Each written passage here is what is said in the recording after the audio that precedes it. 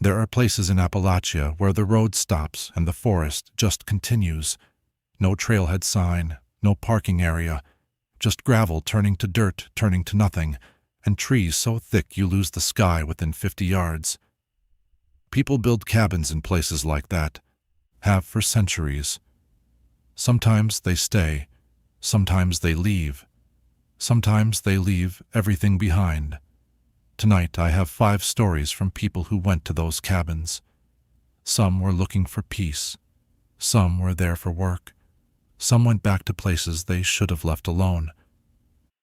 None of them came home the same way they left. These are their words, as close to how they told them as I can manage. I changed names, I changed a few details, but the bones of each story, those are real. At least the people who told them believe they are. And after hearing them, I'm not sure I'm in a position to argue. Story 1, The Root Cellar. My grandfather died in November. Pancreatic cancer, quick, which is what they say when they mean brutal, but at least it didn't drag out. I hadn't seen him in God. This is embarrassing, almost 9 years. My name is James, or that's what I'll use. I'm 38. I do IT consulting, which sounds like a real job until you realize it mostly means I sit in conference rooms, explaining firmware updates to people who don't want to be there either. The point is, I wasn't close to my grandfather. Not anymore. I was when I was a kid. He had a cabin on about 40 acres in Grayson County, Virginia, southern end of the Blue Ridge. We'd go down in summers, me, my mom, sometimes my Aunt Carol. He'd take me fishing in the creek behind the property, taught me to split wood. Normal stuff, good memories mostly. Then my mom and him had some kind of falling out when I was 15. She never explained it, just said we weren't going to Grayson County anymore, and we didn't. And I let it go because I was 15 and didn't care about much beyond my own life. When he died, he left me the property. Not my mom, not Carol, me. I think he was trying to say something with that, but I don't know what, and now I can't ask. My mom asked me to sell it without visiting. Just list it, take whatever the land was worth, be done. The way she said it was wrong, though. Not casual, careful, like she'd rehearsed it. I went anyway. The drive down from Roanoke took about 2 hours. The last 30 minutes were on a county road that followed a creek through a hollow so narrow the sun only hit the road surface for maybe 4 hours a day. The trees were bare November, and they looked like bones against the sky. I remember that. The way a leafless Appalachian forest looks like the skeleton of something enormous that died standing up. The cabin was smaller than I remembered. Single story, tin roof with a brown patina of rust, river rock chimney. 2 windows in the front, both intact but cloudy. The porch had settled on the left side, maybe 2 inches lower than the right. It smelled like wood smoke and creosote and cold air and something underneath, something mineral and damp. Root cellar smell, I thought. The root cellar. My grandfather's root cellar was around the back of the cabin, built into the hillside. Stone walls, wooden door, maybe 8 by 10 feet inside. When I was a kid, it had jars of preserves and seed potatoes, and the kind of junk that accumulates over decades-old tools, busted lanterns, coffee cans full of nails. When I walked around back, the door had a padlock on it. Not the old one I remembered, the rusted master lock that had been there forever. This was new, shiny, a heavy-duty abuse with a hardened shackle, the kind you buy when you're serious about keeping something locked. My grandfather was 83 and dying. He'd bought a $70 padlock for a root cellar. I went inside the cabin first. It was more or less what I expected, dusty, cold, cluttered. His reading glasses were still on the kitchen table next to a crossword book. Half a pot of coffee on the stove, dried to a black residue. The smell of pipe tobacco was in the walls. It would probably never come out. His desk was in the back bedroom, small roll top. I went through it, looking for the will paperwork my mom said would be there. I found the key in the top drawer, small, silver, obviously for the padlock. It was sitting on top of an envelope addressed to my mother in my grandfather's handwriting, sealed, never sent. I opened it. I won't repeat all of it. It was long, 3 pages, front and back, and his handwriting got worse as it went. But the part I keep coming back to said, "I know you think I should have sealed it up and left. You might be right. But somebody has to tend to it, Margaret. Somebody has to make sure it stays put. You don't know what it was like before your daddy started keeping watch. You don't remember because you were too young. But I remember. And I will not leave this place unattended. If that means I die alone out here, then that's what it means. But I will not be the one who let it loose again." He didn't say what it was. I should have gotten in my car. I know that. I should have folded that letter, put the key back, driven to Roanoke, and listed the property with a realtor sight unseen. Instead, I walked around back and opened the root cellar. The padlock turned smooth. The door swung open easier than it should have. The hinges were oiled. Recently. The smell that came out was not what I expected. Not rot, not must. Something alive. Organic, but wrong. Like soil mixed with something sweet and fermented. Like fruit that had gone past ripe into something else. The cellar was bigger than I remembered. The back wall, which should have been 8 feet from the door, wasn't there. The space continued. The stone walls funneled back into a passage that had no business existing because behind this cellar was a hillside, solid earth and rock, and yet there was a corridor going back into it, maybe 15 feet, ending at another door, a wooden door, newer than the cellar, maybe 20 years old, bolted from this side with a steel bar. I walked to it. My phone flashlight, shaking, showed the walls on either side of the corridor. They were scratched, not carved, scratched. Long vertical marks, some of them deep enough to show the lighter stone underneath. They were on the inside of the walls, coming from the direction of the door. I touched the bolt. It was cold. The steel was solid. Whatever was behind that door, my grandfather had kept it shut for years, decades. Had oiled the hinges on the outer door so he could check the bolt regularly. Had bought a new padlock when the old one rusted. I could hear something, not clearly, not obviously, but the air coming from around the door frame there was a gap at the bottom, maybe half an inch. The air moving through it had a sound, not breathing, not wind, a vibration, low, steady, patient, like something waiting. I stepped back. Then I stepped back again. Then I was outside, and the November air hit my face, and I closed the root cellar door and locked the padlock and put the key in my pocket. I drove to the county assessor's office and listed the property for sale that afternoon. I priced it low. It sold within a month to a couple from Richmond who wanted a weekend getaway. I didn't tell them about the cellar. I didn't tell them about the letter.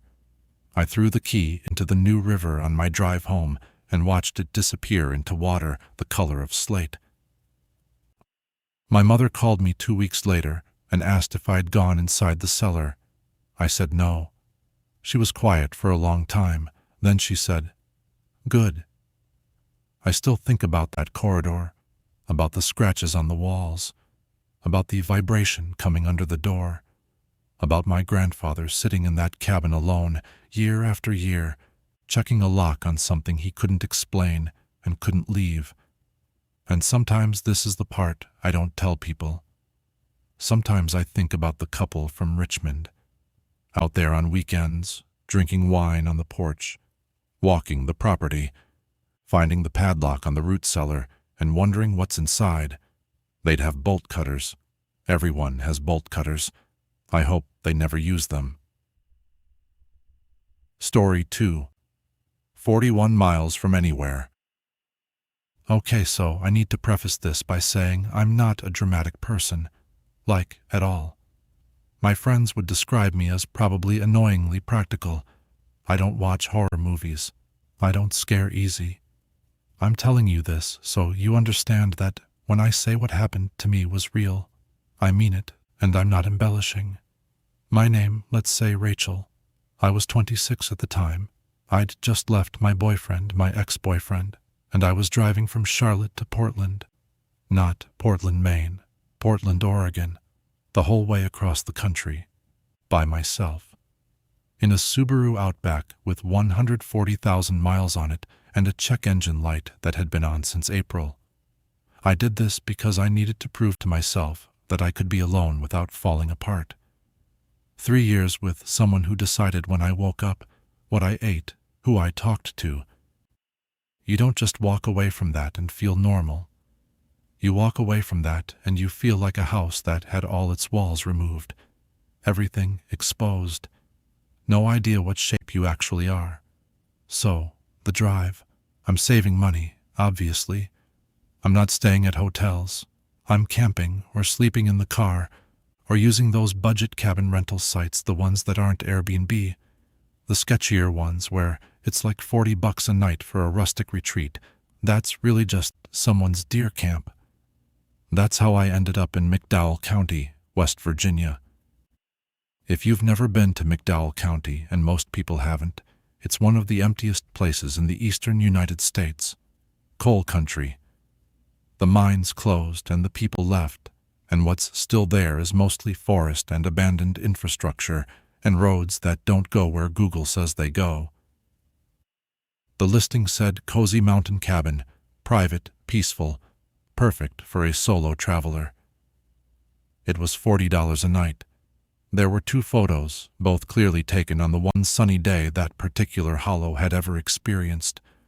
I booked one night. I just needed a bed and a shower.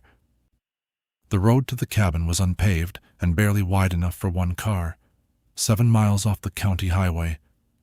I counted because I was doing that thing where you're alone on a road you don't know and your brain starts tracking distance like it matters. Like knowing how far you are from the last turn will save you if something goes wrong. The cabin was fine. 1 room, wood stove. A bed that was actually a futon mattress on a plywood platform. A bathroom with running water, barely. The shower was a garden hose rigged through the wall with a camping shower head attached. No cell service. I expected that. What I didn't expect was the other cabin. About 80 yards uphill, through the trees, there was another structure. Similar size but in worse shape, roof sagging, windows dark, front door closed. I assumed it was abandoned. Part of the same property, maybe. An older building that the owner had replaced with the one I was renting. I didn't think about it. I unpacked, made a can of soup on the wood stove, read for a while, went to bed early because there wasn't much else to do, and the silence was it was nice, deep, total, the kind of silence that has texture, that fills your ears like water, and you realize you've never actually heard real quiet before. I slept well. I woke up I checked my watch, 3:20 a.m. Something woke me, but I didn't know what. I lay there in the dark, listening. The stove had burned down to coals. I could see a faint orange glow through the grate. Footsteps on the porch. Not fast, not sneaking, just walking, heavy, deliberate. Someone walking the length of the porch, which was maybe 15 feet, and then stopping, then walking back. I lay completely still and I thought about Marcus, my ex. I thought about how he used to stand outside the bathroom door when I was showering, not saying anything, just standing there, and how I'd know he was there because of the shadow under the door. That same feeling being observed by someone who isn't announcing themselves flooded through me like ice water. The footsteps stopped. At the front door. I waited. My hand was on the flashlight next to the bed. Nothing happened. After maybe 5 minutes, I heard the porch creak the steps, and then nothing. Whoever it was walked away. In the morning, I told myself it was an animal. A bear, maybe. They walk on porches all the time. I'd read that. I went outside in the daylight and looked. Boot prints. In the mud. Men's boots, size 11 or 12. Leading from the tree line to the porch steps, along the porch, to the front door, back to the steps, back to the tree line. Heading uphill. Toward the other cabin. I should have left. I know. But my car wouldn't start. I turned the key and got nothing. No crank, no click. Dead battery. Which didn't make sense because it had started fine the day before, and I hadn't left anything on. No dome light, no headlights, nothing. I was 41 miles from the county highway. No phone service, no neighbors that I could see. I didn't know the property owner's name. The rental listing just said Mountain Getaway Host. I was stuck. I spent the day trying to figure out the car, check the terminals, check the connections. Nothing looked wrong. I just didn't have a jump. And there was nobody to call. I walked up toward the other cabin around noon, got within about 40 feet, and stopped. The front door was open. I was almost positive it had been closed the day before. I could see the opening from where I stood, dark inside, nothing visible. Something told me not to go closer. Not a sound, not a sign, just a feeling in my stomach like a fist closing. I walked back to my cabin. The second night was worse. The footsteps came back around 2 a.m., faster this time. Same heavy boots. Porch steps, porch front door. But instead of stopping, the doorknob moved, slowly. I watched it rotate about 45 degrees and stop. The lock caught. I'd locked it. I'd started locking it after the first night, and it held. The knob rotated back. Then again. Testing. Patient. Like someone checking whether I'd remembered. Then nothing. I sat on the futon with a kitchen knife across my lap until sunrise. I didn't sleep. At first light, I did something either brave or profoundly stupid. I walked up to the other cabin. The door was open, same as before. I went inside. Someone was living there. Not recently, or no, actually, recently. There was a sleeping bag on the floor. Food wrappers, gas station stuff, beef jerky and energy drinks, a jug of water, and on the window ledge, facing downhill toward my cabin, a pair of binoculars. I picked them up and looked through them. They were focused. On my cabin's window, the bedroom window, the one next to the futon where I'd been sleeping. There were Polaroid photos in a pile on the floor next to the sleeping bag. I picked them up, and my hands were shaking so bad I dropped 2. They were pictures of my cabin, at night, my car visible in the frame, taken from this window, through these binoculars or something similar. 7 photos. The last one was me, asleep, through the window, the first night. The curtains had a gap I hadn't noticed because I didn't think anyone was out there to look through it. I left the photos where they were. I walked back to my cabin. I put on my shoes. I'd been in socks. I remember that. The mud was cold, and I started walking. Down the road. 41 miles. I didn't take anything except my keys and my wallet and the knife. I got picked up after about 12 miles by a woman driving a mail route. She didn't ask many questions. Drove me to Welch, which was the nearest town. I called the state police from a gas station payphone. They went up the next day. Found my car battery worked fine, started right up. Found the other cabin cleaned out. Sleeping bag gone, food gone, photos gone, no prints, nothing. They drove my car down to me and said there wasn't much they could do. I made it to Portland. I have good locks now, real ones, and I don't sleep near windows. I put the bed against the interior wall of every apartment I've lived in since. My therapist says that's a reasonable adaptation and not something I need to fix right away.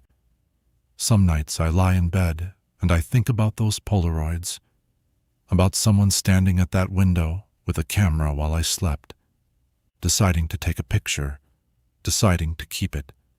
And I think about the doorknob turning, the patience of it, how it wasn't someone trying to break in. It was someone checking whether I'd learned to lock it yet, like they were training me.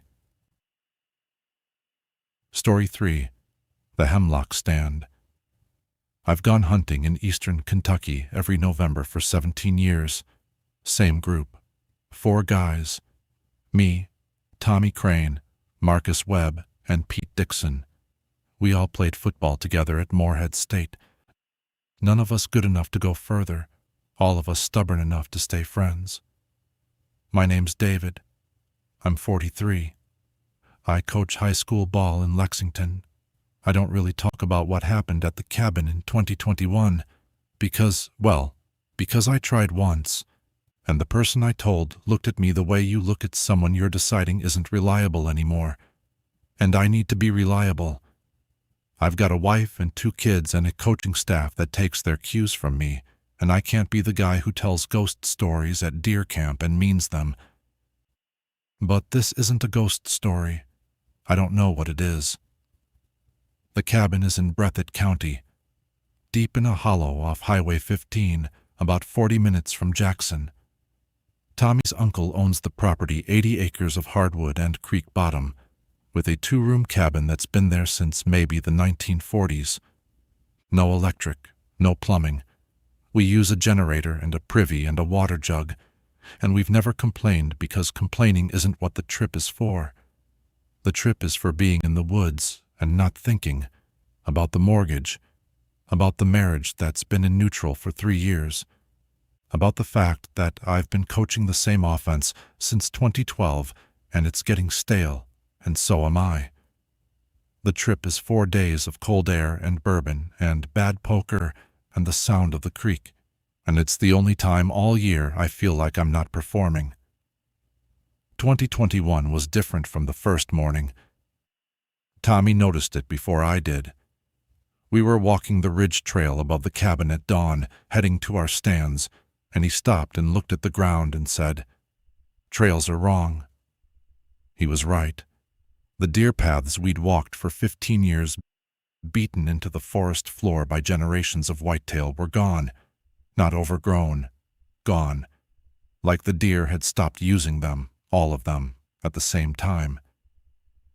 We found deer sign, eventually droppings, a rub on a young oak, but it was all at lower elevation, down near the creek, like the deer had compressed their range, pulled in toward the water, away from the upper ridge. "Maybe coyotes pushed them down," I said. Tommy didn't answer. He was looking up the ridge toward the hemlock stand, a thick patch of old-growth eastern hemlock about 300 yards above the cabin. Dense, dark even at noon. We never hunted in it because you couldn't see 10 feet in any direction. "Something up there smells wrong," he said. I didn't smell anything, but Tommy grew up in these hollows. He notices things I don't. That first night was normal. Poker, bourbon. Pete told the same story about the time he hooked a catfish the size of a dog on the Kentucky River. We laughed at the same parts. Normal. Around midnight, Marcus went out to use the privy. He was gone 40 minutes. None of us noticed at first. Tommy was shuffling cards. Pete was half asleep. I was staring at the wood stove. When Marcus came back in, he sat down and picked up his cards and said, "Whose deal?" Tommy looked at him. "Where the hell were you?" "I was outside. 2 minutes, maybe 3. Tommy held up his phone. He'd been timing hands for the poker game. Marcus had been gone 41 minutes. Marcus looked at the phone. He looked at his own watch. Then he sat back and didn't say anything for a while. His face did something I'd never seen on him before. Not fear exactly, but blankness, like he was trying to access a memory that wasn't there. "I went to the privy," he said. "I came back." He couldn't account for the gap. He wasn't drunk. Marcus doesn't drink. He's been sober 8 years. He wasn't confused. He just had 40 minutes of nothing where something should have been. We made a joke about it, moved on. But I saw Tommy watching Marcus for the rest of the night, and Tommy's jaw was set the way it gets when he's worried and doesn't want to show it. Second day we hunted. Saw nothing. Not a deer, not a turkey, not a squirrel. The woods were empty. Not quiet I can handle. Empty. Like everything that lived there had left, and we were the only things that hadn't gotten the message. That evening, standing on the porch, I heard something moving in the hemlock stand. Not walking, moving. Heavy, but not careless, whatever it was.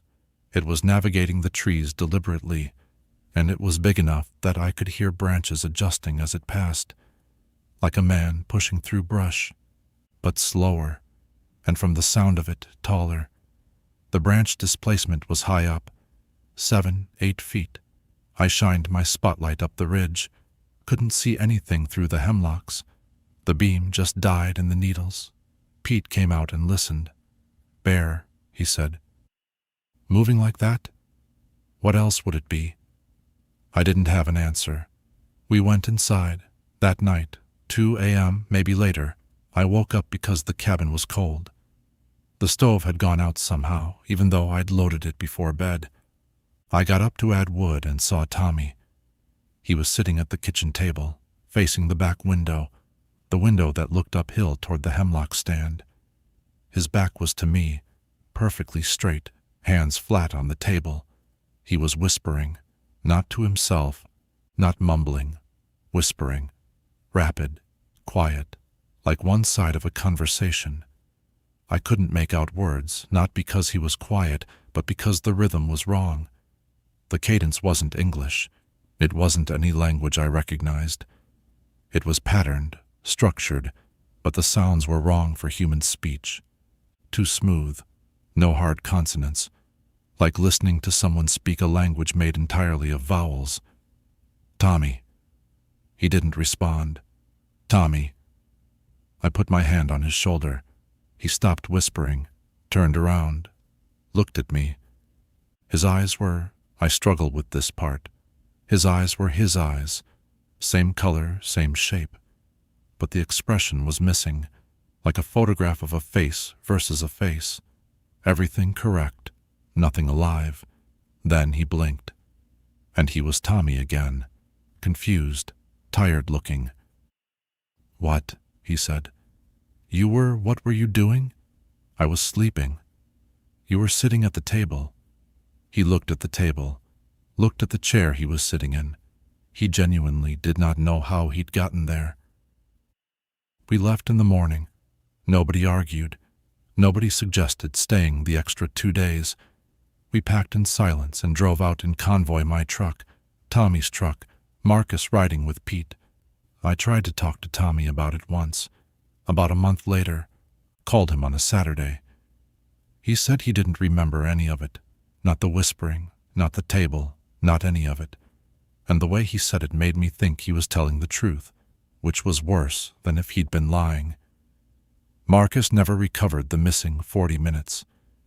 We asked a few times, gently, and he always said the same thing. Privy, came back. That's all he had. Pete went back to the cabin the following spring, alone. He said he wanted to prove there was nothing wrong with the place. I told him not to. He went anyway. He called me when he got back. Said it was fine. Said the woods were normal. Deer sign everywhere. Nothing weird. 6 weeks later, he quit his job at the GM plant in Bowling Green, moved to Arizona, changed his phone number. Tommy heard from Pete's sister that he was okay working at a Home Depot in Tucson, but that he didn't want to talk to any of us. Didn't want to talk about Kentucky. Didn't want to hear the word. I don't know what Pete found when he went back to that cabin. I don't know what Tommy was whispering to in the dark.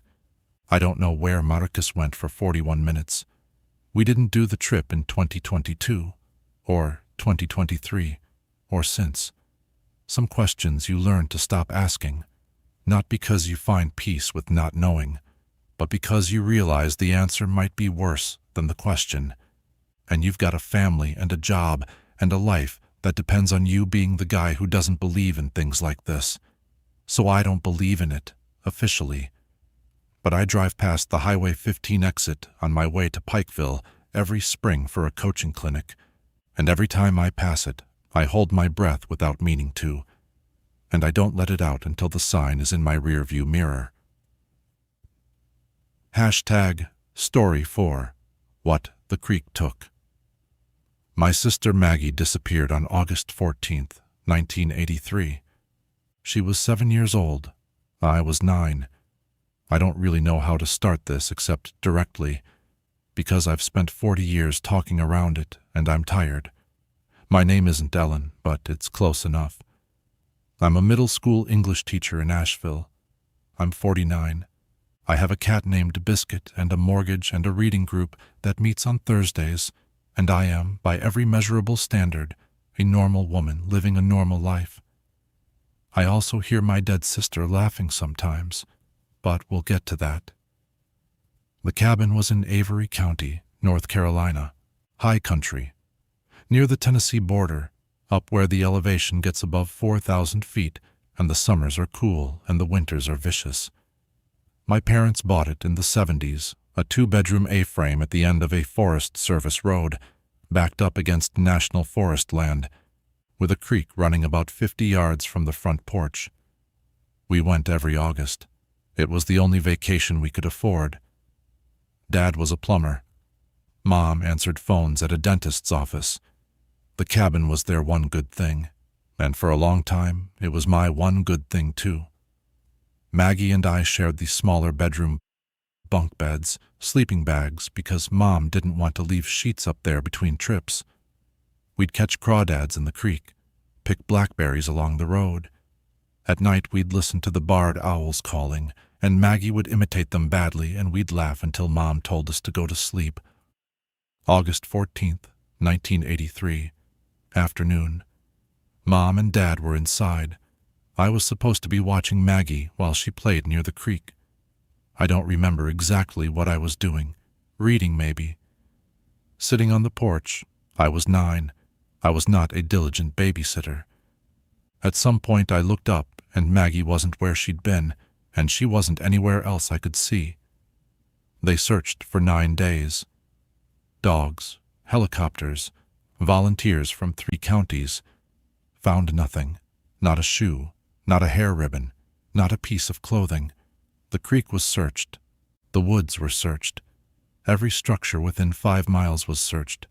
Maggie was gone, and she stayed gone, and she is still gone. My parents never went back to the cabin. Never sold it either. Just left it. Let it sit. Like it was a crime scene they couldn't close, or a grave they couldn't fill. Dad died in 2004. Mom is 81 now, in assisted living, and last year she told me she wanted to sell the property. She said she couldn't die with it still in her name. She asked me to go up and clean it out, get it ready for a listing. I said yes, because my mother asked me to. That's the only reason. I had no desire to go back to that cabin. I'd spent 40 years constructing a life that didn't include it, and I'd done a reasonably good job. And my therapist, I've had several, agreed that avoidance in this case was not necessarily pathological, but rather a reasonable adaptation to profound loss. But my mother asked. So I went. The drive up took 3 hours from Asheville. The last stretch the Forest Service road was worse than I remembered. Washed out in places, rhododendron closing in from both sides, thick enough that the branches scraped the car. The creek appeared and disappeared through the trees to my left, quick and dark. I could hear it even with the windows up. I'd forgotten how loud it was. Not roaring, murmuring. Constant, like a voice you can almost understand, but never quite. The cabin. I need to be careful here because this is where people start looking at me the way my brother-in-law did when I made the mistake of telling him. The cabin was in better shape than it should have been. 40 years. 40 Appalachian winters. No maintenance, no heat, no one checking the roof or the foundation or any of it. The thing should have been a pile of boards. It wasn't. The roof had sagged slightly in the middle. Some of the porch boards had warped, but the windows were intact. The door opened smoothly. Inside it smelled like dust and old wood and faintly like the creek, like moisture had found its way in and settled into everything. But the structure was sound. The floors were solid. The walls were plumb. I stood in the doorway and I felt 9 years old. Not nostalgically, violently. The smell, the light, the shape of the rooms. It hit me like a physical thing, and for about 30 seconds I couldn't move, and I couldn't breathe, and I was standing on the porch, watching the place where Maggie wasn't, and feeling the exact shape of the hole she left. I sat down on the floor and cried. Not gracefully, the ugly kind. Then I got up and started cleaning. The bedroom, our bedroom. I pulled the bunk beds apart. The wood was dry and light, ready to disassemble. I pulled the mattresses off. Under the bottom bunk, pushed against the back wall, was a pair of red canvas shoes. Maggie's shoes. I know they were hers because I know they were hers. The same brand kids' Keds, the kind with the rubber toe cap. The same color fire engine red, the same size. They were the shoes she was wearing the day she disappeared. I know this because my mother described them to the police, and I was standing next to her when she did, and I can still hear her saying, "Red shoes, red Keds, size 1, in a voice that was trying very hard to be useful and not collapse. They were clean. Not 40 years under a bunk bed clean. Clean like someone had wiped them down and placed them there. Carefully. Deliberately. The laces were tied. The room was searched in 1983, under the bunk beds, by police, by volunteers, by my mother, on her hands and knees, looking for anything. The shoes were not there then. They were there now. I held them. They were small. I'd forgotten how small 7-year-old feet are. I held them, and I rocked, and I didn't make any sound because the grief was too big for sound. It just sat in my chest like a stone. Then I set them on the kitchen table and walked down to the creek. The creek was the same rocks, the same bend, the same shelf of flat stone where we'd lie on our stomachs and watch for crawdads. The water was clear and fast and about 40 degrees. I put my hand in it and the cold ached immediately. But the sound. Standing right at the bank, the creek sound changed. Not the water sounded like water. Underneath it, there was something else. A low hum, almost below hearing.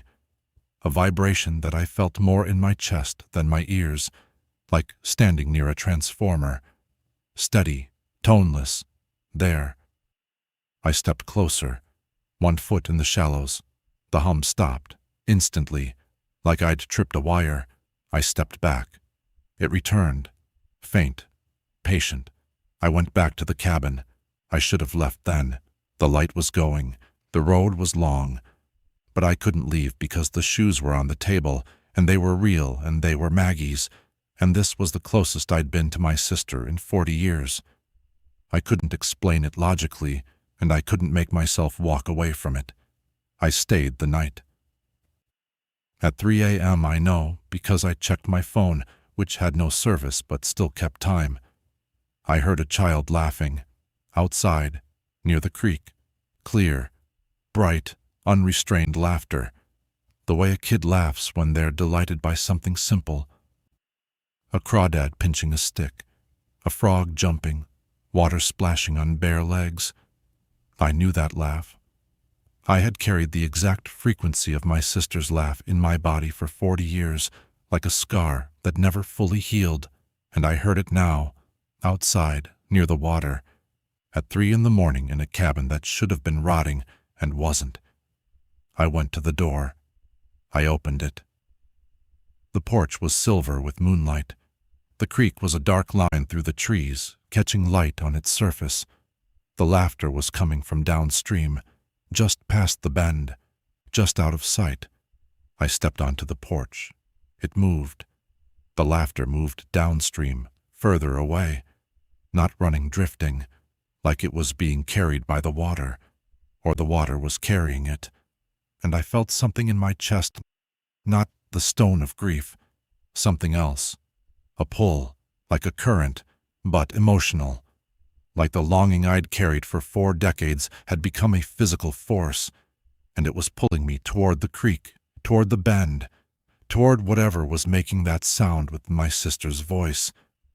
I took 1 step off the porch, bare feet, cold earth, and then I stopped, because I understood, not logically, not intellectually, but in the way you understand a dream, that this was how it worked.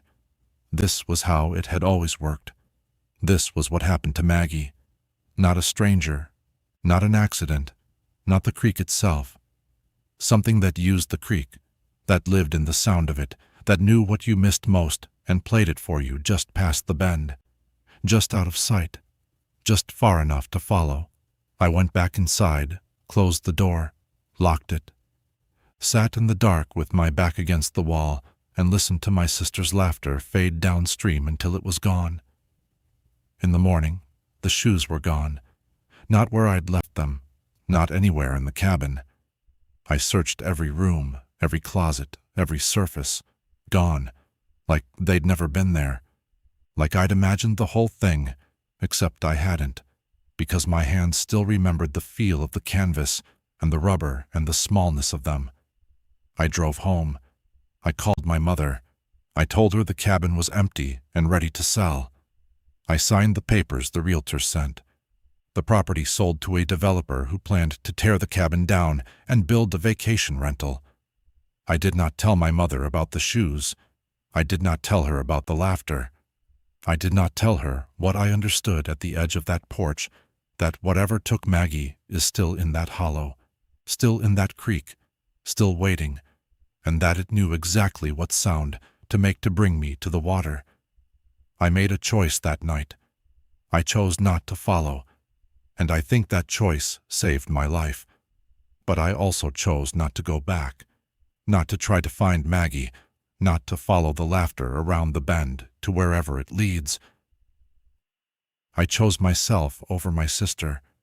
My therapist says that's not what happened. She says I was experiencing auditory hallucinations consistent with complicated grief. She says the shoes were likely placed by someone, a hiker, a trespasser, and removed by the same person. She says the cabin's preservation is unusual, but not supernatural. She might be right, but she didn't hear the laughter, and she didn't feel the pull. And she doesn't know what I know, which is that the developer tore down the cabin but left the creek. Because you can't tear down a creek, and whatever lives in the sound of it is still there, still calling, in whatever voice you need to hear. Story 5. The property on Decoy Hollow. I'm going to tell you what I did, and you're going to judge me. That's fine. I've been judging myself for 3 years. You can't do worse than what I've already done in my own head at 2 a.m. while my daughter sleeps in the next room. My name, I'll say Marcus. I'm 31. I do freelance property assessments, which is a fancy way of saying I drive to houses that banks have foreclosed on, and I tell them what the place is worth. I take photos. I check the structure. I write a report. They send me a check. It's not glamorous, but it pays. And when you've got a 2-year-old and a wife who works night shifts at Cabell Huntington, you take the work that's there. In March 2022, I got a job from a regional bank, won't say which one, to assess a property in Mingo County, West Virginia. Way down south, near the Tug Fork, about as far into the state as you can get without crossing into Kentucky. The property was a 2-story cabin on 11 acres at the end of a hollow called, I'm going to change the name, let's say Decoy Hollow. The bank had foreclosed on the previous owner. They wanted a condition report before listing it. The bank rep told me the previous owners had vacated quickly. That's the phrase she used. Vacated quickly. I didn't think much of it. Foreclosures are ugly. People leave in a hurry all the time. The drive down was long. 2.5 hours from Huntington, the last 45 minutes on roads that didn't have center lines. The hollow itself was narrow, 2 ridges closing in on either side, mature hardwood on both slopes, a creek running down the middle that the road crossed on a concrete ford. No guardrails, no signs. The road turned to dirt about a mile in and narrowed until the branches were brushing both mirrors. The cabin was at the end. And I mean the end. The road stopped at the property. Dead end. If you wanted to leave, you had to back out or do a 17-point turn in the yard. The nearest neighbor, the nearest anything, was 9 miles back at the county highway. The cabin itself was actually decent. 2 stories, frame construction, tin roof, appeared to be maybe 1970s build with some upgrades, newer windows on the ground floor, a propane tank on the side, a concrete block foundation. I started my assessment at the front door. The lockbox code worked. I stepped inside and immediately noticed something I see in maybe 1 out of 20 foreclosures. The previous owners hadn't just left in a hurry. They'd left everything. Furniture, dishes in the sink, clothes in the closets, toothbrushes in the bathroom cup, a half-empty bottle of laundry detergent on the washing machine. It looked like someone had been living there on a Tuesday and ceased to exist on a Wednesday. No packing, no sorting, no keep and throw away piles. Just everything in place as if the people had evaporated. That happens sometimes. Not often, but sometimes. Usually with drugs. Meth houses, the occupants leave in the middle of the night. But this didn't look like a meth house. It was clean, organized. There were books on the shelves. Real books, novels, nonfiction. A kid's drawing on the refrigerator. A calendar on the wall marked with dentist appointments and a birthday party. Normal people lived here, and they left like the building was on fire. I kept cataloging. That's my job. Photos, measurements, notes. But as I went through the rooms, I noticed something that stopped me in the upstairs hallway. The closets had clothes from different decades. The master bedroom closet had women's blouses with shoulder pads 80s, maybe early 90s, hanging next to modern athletic wear. The second bedroom had men's Carhartt coveralls with the style number I looked up later that was discontinued in 2003, next to a hoodie with a 2019 tour date on it. The kids' room had a Fisher-Price toy from the 70s, the old rotary phone on wheels, sitting next to an iPad in a rubber case. These weren't one family's belongings. These were layers, like geological strata, multiple families' possessions, accumulated over, I did the math later, at least 40 years, in the same closets, in the same drawers, as if no one had ever cleared out the previous occupant's things before moving in, or as if no one had ever moved out at all. I pulled the county records on my phone. I had 1 bar of service if I stood on the porch and held it above my head. The property had changed hands 8 times since 1979. 8 owners in 43 years. The shortest tenure was 4 months. The longest was 6 years. None of them had taken their belongings. The basement. I almost didn't go down. The access was through a door in the kitchen. Standard interior door. Nothing unusual, but the stairs were steep, and the light switch at the top didn't work, and I'd have to use my phone flashlight. It was a standard basement. Concrete floor, stone foundation walls, utility hookups for the water heater and furnace. The furnace was oil-fired, old, probably original to the house. Dusty but functional looking. 3 walls were original stone. The 4th, the west wall, was cinder block. Newer, much newer, maybe 10, 15 years old. Someone had walled off a section of the basement with 8-inch cinder blocks, mortared in place, no door, no opening. I measured. The basement was about 6 feet shorter on the west side than the floor plan above it suggested it should be. There was space behind that wall, maybe 6 by 14 feet, a room, a sealed room.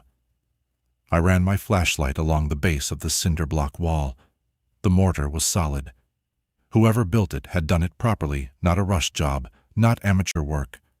Someone had deliberately and carefully sealed off a section of this basement. I should have just photographed it and moved on. I should have written partial wall addition, non-load bearing, recommend inspection, and left. Instead, I went back upstairs and looked at the basement door, at the knob side, at the wood. Scratches, deep, in the interior surface, the side that faces the basement. Like someone standing in the basement had clawed at the door, not once, repeatedly, over time. The scratches layered and overlapping, some old and dark, some newer and raw. I photographed them.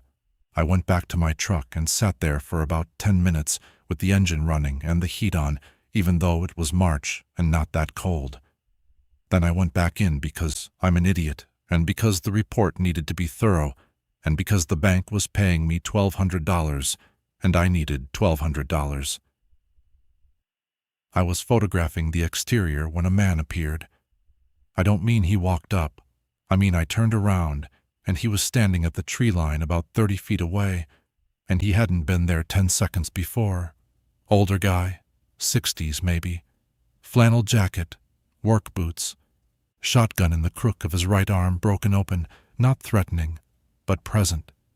The way men carry guns in rural West Virginia, like it's part of the outfit. "You buying this place?" he said. "No, sir. Assessment for the bank." He nodded, looked at the cabin, looked at me.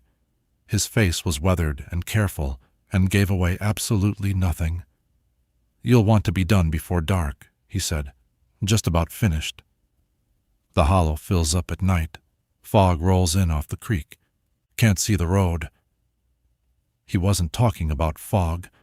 I don't know how I knew that, but I knew it the way you know when someone is lying about being fine. The words were about fog. The meaning was about something else. "I'll be out of here in an hour," I said. He nodded again, looked at the cabin one more time. Then he walked back into the trees and was gone. An hour became 2. The basement photos hadn't come out too dark, too much shadow. The phone flash wasn't cutting it. I went back down with a work lamp I kept in the truck and reshot everything. The cinder block wall, the scratches, the furnace, the original stone. By the time I finished, the light outside was wrong. I checked my phone. 5:47 p.m. In March, in a hollow this deep. Sunset was maybe 5:30. I'd missed it. And the man was right about one thing. The hollow was filling up. Not fog exactly. More like the darkness was heavier here, thicker, like the ridgelines on either side were cupping the night and holding it. I packed my gear, locked the cabin, walked to my truck. The front door opened behind me. I heard it, the knob, the hinges, the specific sound of that specific door swinging inward. I'd locked it. I knew I'd locked it because I'd checked it twice, because that's what I do. I check locks twice. Professional habit. I turned around. The door was open. The interior was dark. Nobody visible. "Hello?" My voice came out wrong. Too quiet. Nothing. I got in my truck, started the engine, turned on the headlights. The tree line lit up, and I saw lights. Not my headlights reflected.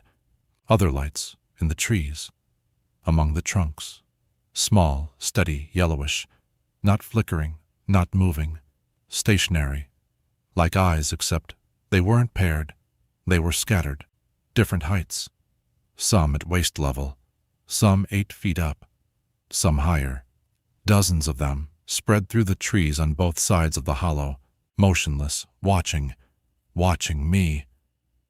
I locked the doors. I did not get out to investigate. I did not take photos.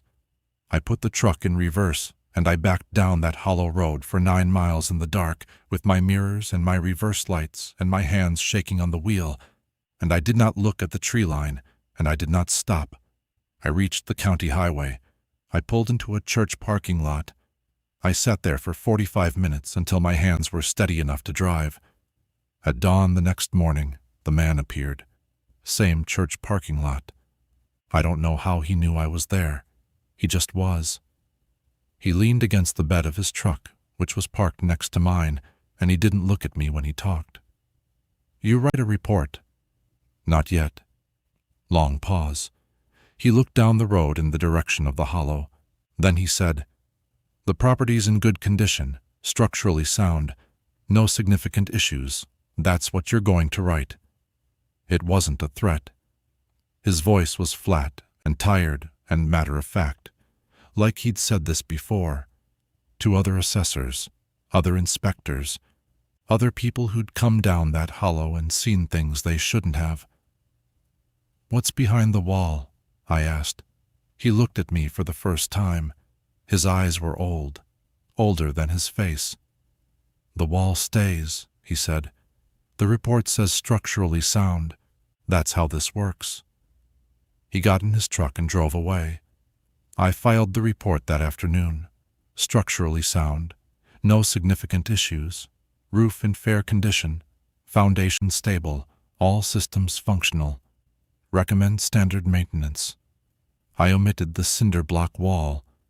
I omitted the scratches. I omitted the lights in the trees and the door that opened by itself, and the 40 years of belongings left by 8 families who all vacated quickly. The bank listed the property. It sold 5 months later.